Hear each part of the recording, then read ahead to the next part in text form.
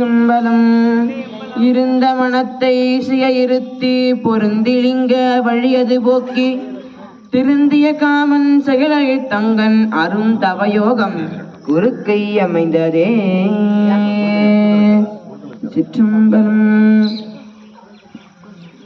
எல்லாம் வல்ல பெருமான் ஆலம செல்வராக அமர்ந்து சனகாதி முனிவர்களுக்கு அறம் பொருள் வீதி இன்பம் என்று சொல்லக்கூடிய அனைத்தையும் உபதேசித்து இருக்கின்றார்.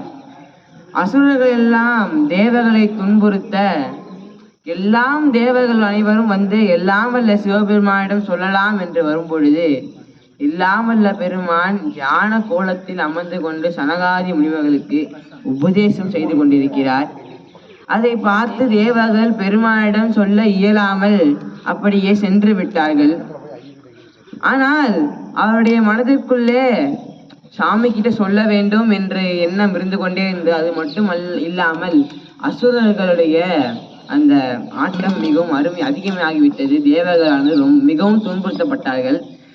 எனவே இப்பொழுது பெருமானை அந்த தியானத்திலிருந்து விழிக்க செய்ய வேண்டும் என்று அனைத்து தேவர்களும் திட்டமிட்டார்கள். காமனை வைத்து நாம் எல்லாம் வல்ல பெருமானுடைய அந்த நிட்டையை அந்த தியானத்தை கலைக்கலாம் என்று முடிவு செய்தார்கள். காமன் கிட்ட சொன்னாங்க, நான் அது செய்யவே மாட்டேன். பெருமான் தியானத்திலிருந்து கலைக்கும் அந்த செயலை, அந்த தவறான செயலை நான் செய்யவே மாட்டேன் என்று காமன் மறுத்தார்.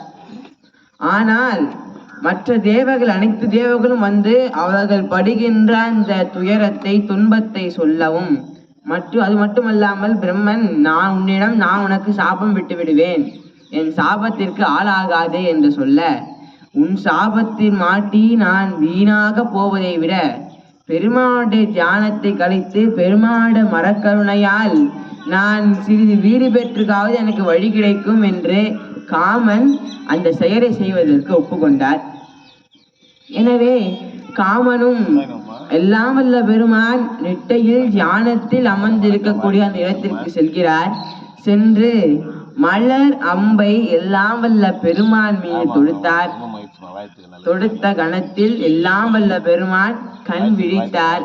எல்லாம் வல்ல பெருமானுடைய நெற்றி கண்ணில் இருந்து வந்த அந்த அந்த அக்னியின் காரணமாக எல்லாம் வல்ல பெருமான் திருவருளால் காமன் எரிந்து போனார்.